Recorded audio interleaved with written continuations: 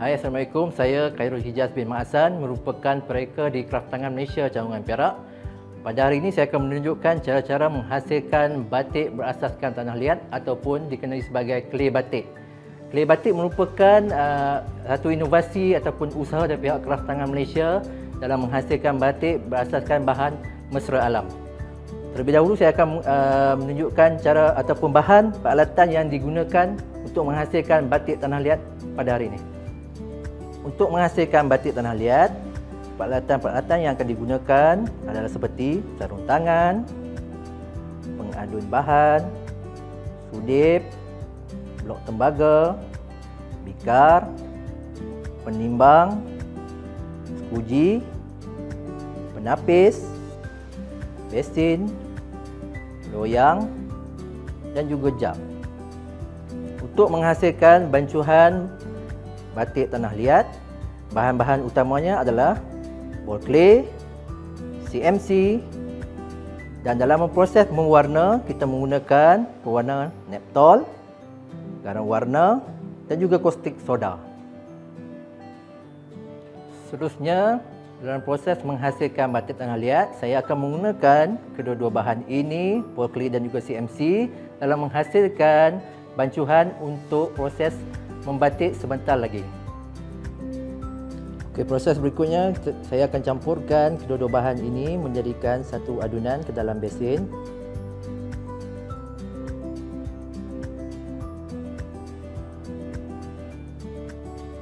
Gaulkan sedikit bahan supaya ia sebati.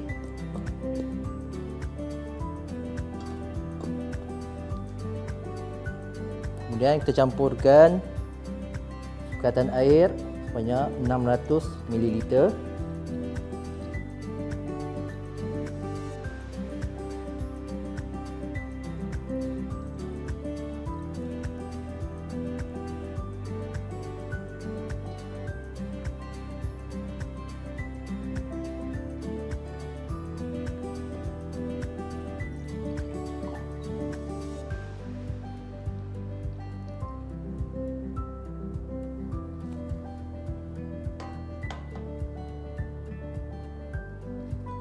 Kemudian kita gaulkan sedikit demi sedikit supaya kedua-dua bahan tadi sebati bersama dengan air.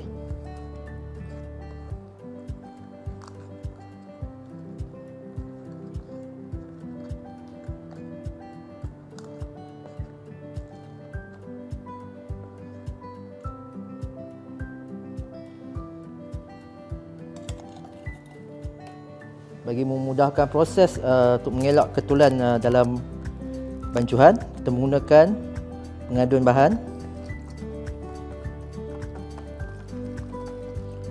untuk mengelak bahan tersebut menjadi ketul yang terlampau banyak.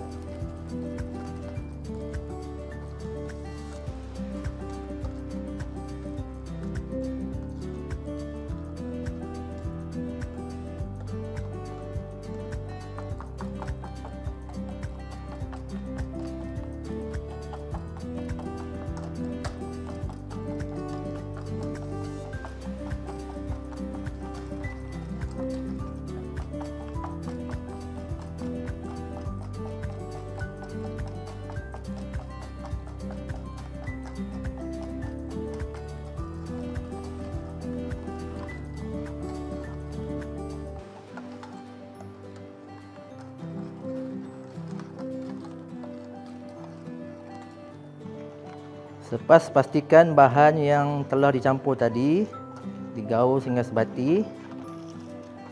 Untuk mendapatkan tekstur bahan yang lebih halus, kita gunakan penapis.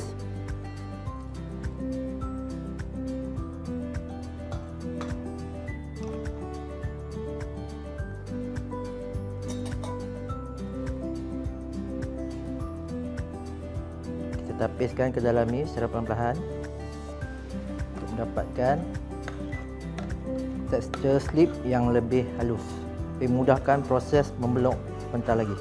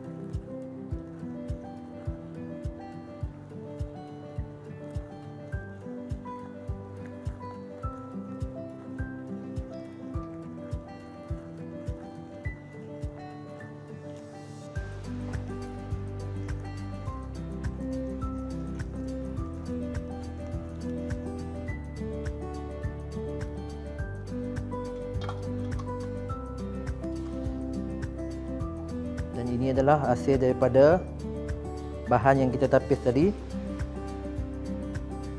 Bahan yang kita tapis tadi pastikan ia halus begini untuk memudahkan proses memblok sebentar lagi. Okey, proses seterusnya kita akan melakukan proses memblok batik di atas kain. Sebelum itu saya akan menunjukkan bahan yang perlu digunakan semasa proses memblok, iaitu span, ataupun di sini saya menggunakan jenis PE foam, ataupun tuan-tuan dan puan-puan boleh gunakan span biasa pun boleh. Selepas sediakan span di atas meja, kita bentangkan kain tersebut.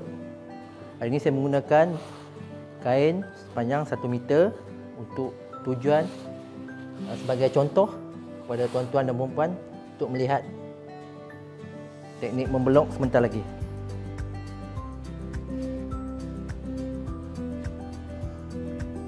Fungsi span yang kita guna ini berbeza dengan span yang kita gunakan untuk batik memblok menggunakan lilin. Span ni kita gunakan secara kering. Kalau berbanding dengan menggunakan lilin, kita menggunakan span yang basah. Di sini saya hanya menggunakan semata-mata span yang masih lagi kering. Dia untuk memudahkan proses memblok nantilah. Kemudian bentangkan kain menggunakan pin.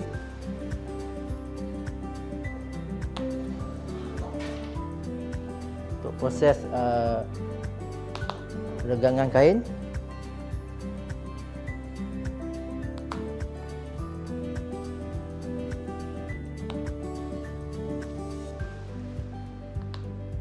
Okey, di sini saya menggunakan pin untuk meregangkan kain di atas span tadi.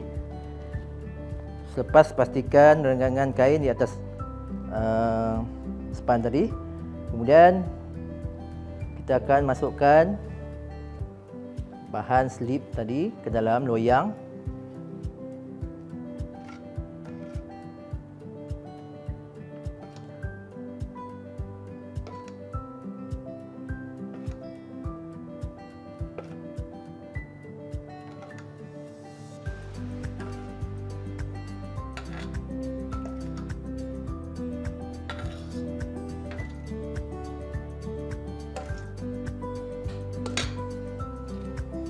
Kemudian kita menggunakan peralatan skuji untuk meratakan slip ataupun bahan tadi supaya ia lebih sekata untuk memudahkan proses menekap blok di atas permukaan slip nanti.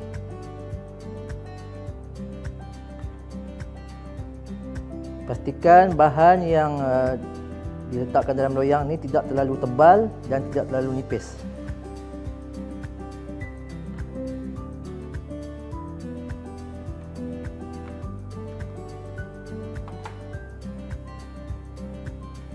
Okey, kemudian bila dah pastikan semua bahan telah berada dalam sekata, proses seterusnya kita akan membloklah.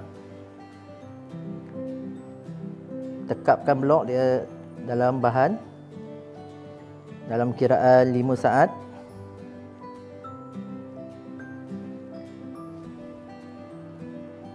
Kita renjis sedikit supaya ia tidak terlalu tebal. Kemudian terus kita blokkan di atas kain.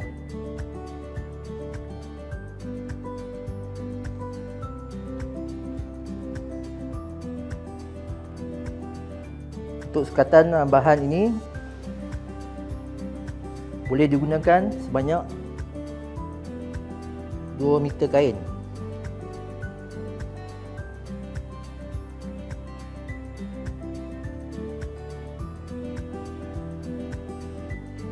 Susun motif mengikut kreativiti puan-puan dan tuan-tuan.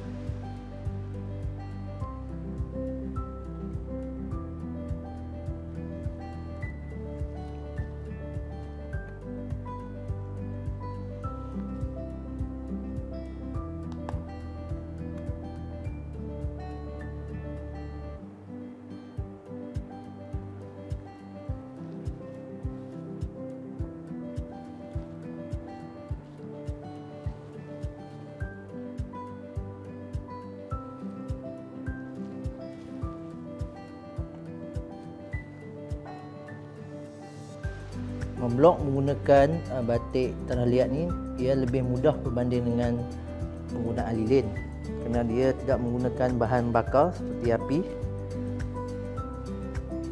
dan mengurangkan risiko kecederaan.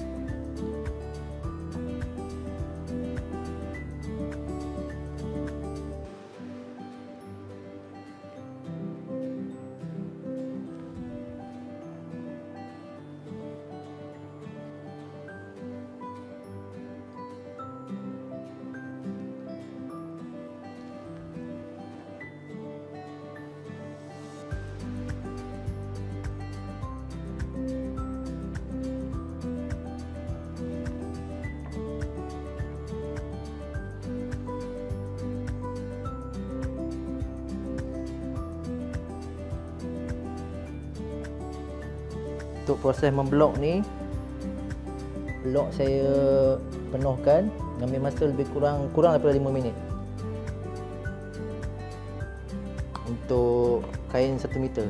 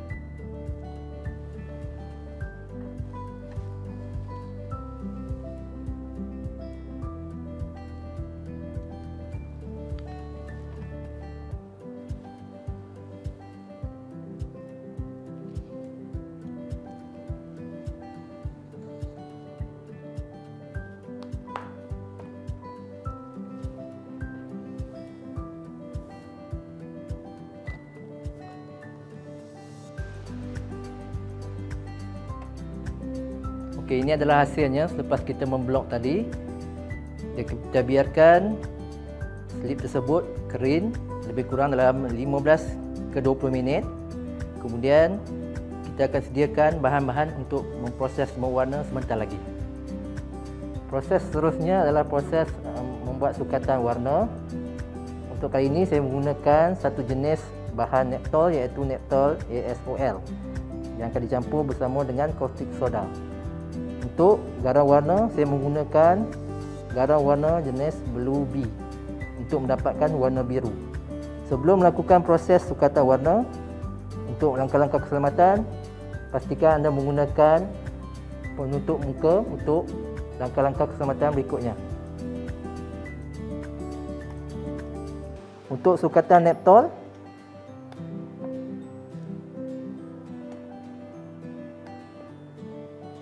saya menggunakan sukatan sebanyak 50 gram Neptol ASOL.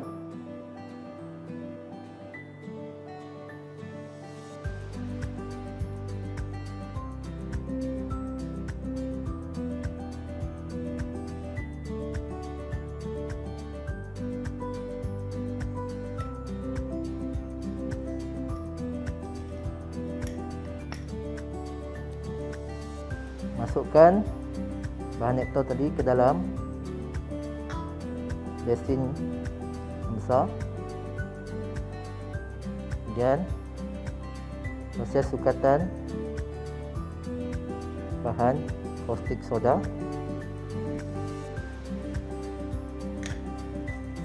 Sukatan sebanyak 25 gram, separuh daripada bahan Neptol tadi.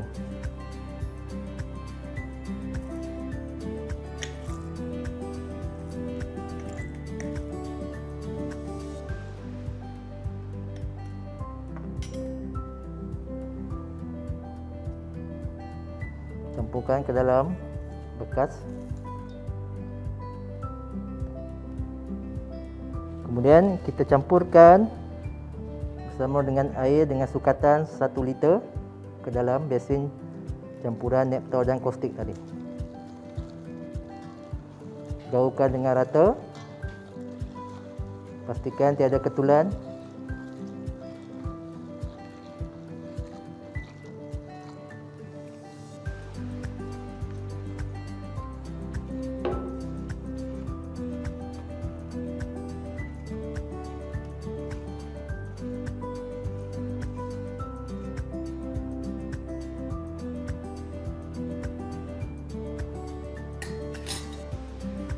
Kemudian proses untuk sukatan garam warna menggunakan garam warna Blue Bee.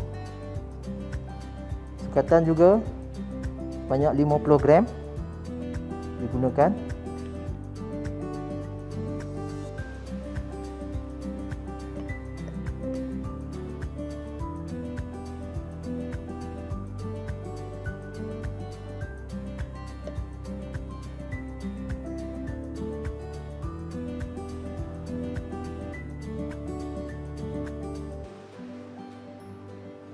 Jumlah sukatan kedua-dua bahan ini digunakan adalah secara maksimumnya untuk celupan sebanyak 2 ke 3 meter kain. Okey, ini adalah hasil daripada sukatan dan juga campuran kedua-dua bahan tadi.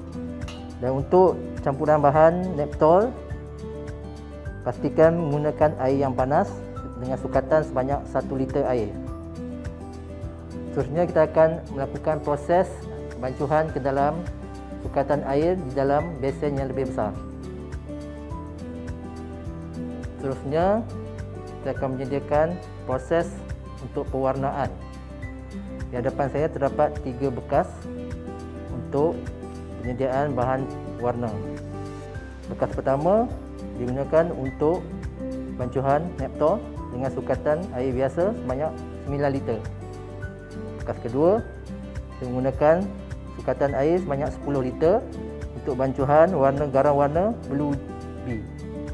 Dan bekas berikutnya adalah untuk membilas kain selepas dicelup. Baik, untuk langkah pertama kita akan memasukkan bancuhan Neptol tadi ke dalam bekas pertama. Masukkan secara perlahan dan gaulkan sehingga sebati campuran Neptol dan juga sukatan air tadi.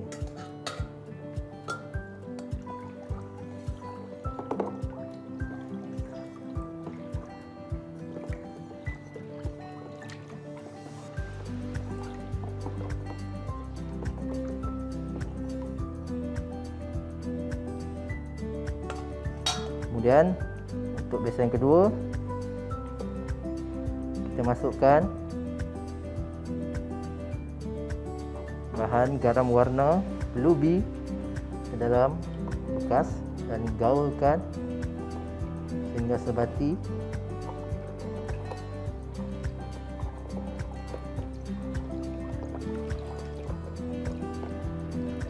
Pastikan tiada ketulan dalam air tersebut untuk mengelak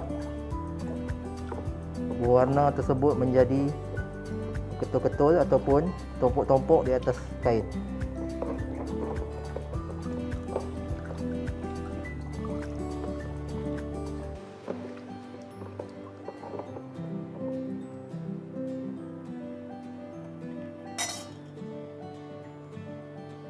Ini adalah hasil daripada proses memblok tadi selepas kita melakukan proses pengeringan sebanyak 15 ke 20 minit tadi.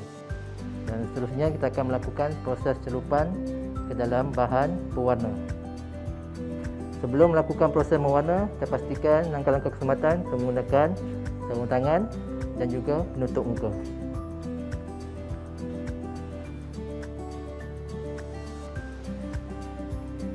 Lakukan celupan secara perlahan. Pastikan permukaan kain sekata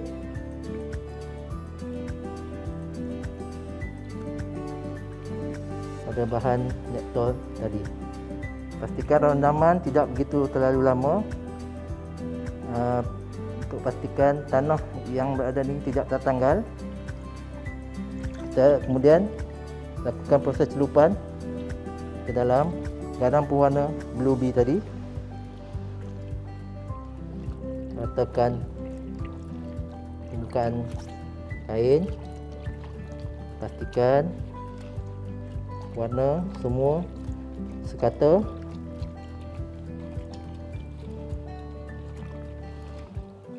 Lakukan secara perlahan ya, supaya dapat pastikan tanah tersebut tertanggal lebih awal sebelum proses membilas.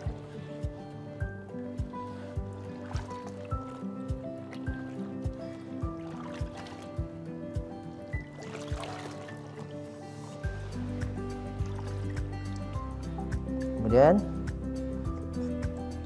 angkat dan terus masukkan ke dalam bekas bilas.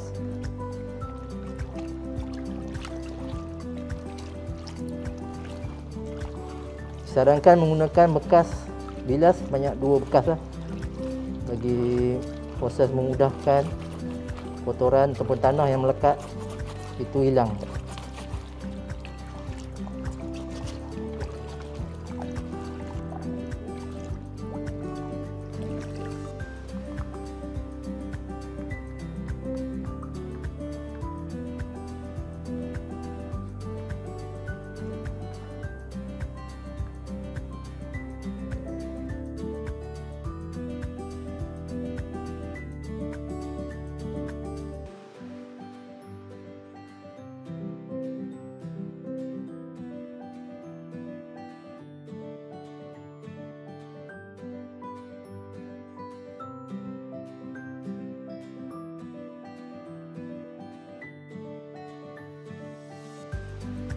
Ini adalah hasil daripada batik tanah liat selepas kita melakukan proses pewarnaan dan membilas. Kemudian bolehlah kita melakukan proses pengeringan, dan setelah itu boleh digunakan untuk menghasilkan produk yang diingini. Selesai sudah proses pembelajaran kita pada hari ini menggunakan tanah liat untuk menghasilkan batik. Diharap inovasi yang dibangunkan ataupun diusahakan oleh pihak Kraftangan Malaysia dapat memberi manfaat kepada usahawan-usahawan di luar sana, kerana proses penyediaannya lebih mudah, cepat dan yang penting mesra alam. Diharap tuan-tuan dan puan-puan dapat mencubanya sendiri di rumah ataupun di mana-mana dengan menggunakan bahan yang saya cadangkan tadi. Selamat mencuba. Sekian, terima kasih.